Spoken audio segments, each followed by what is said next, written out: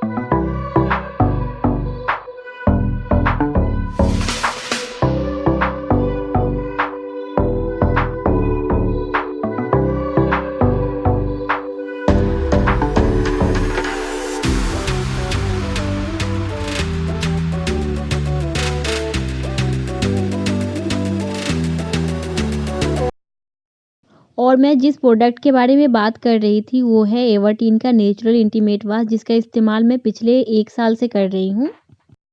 ये vaginal pH को बैलेंस करता है और इन्फेक्शन से बचाता है और ये पूरी तरह से नेचुरल है, इसका कोई साइड इफ़ेक्ट नहीं है। अगर आप इसका इस्तेमाल करना चाहते हैं तो इसका परचेज़ लिंक मैं शेयर कर दूँगी, तो आप लोग चेक कर लीजिएगा। सो गाइज़, ये था मेरा आज का वीडियो। आपको कैसा लगा मुझे कमेंट करके बताइएगा। अच्छा लगा हो तो वीडियो को लाइक और शेयर कीजिएगा। Thank you.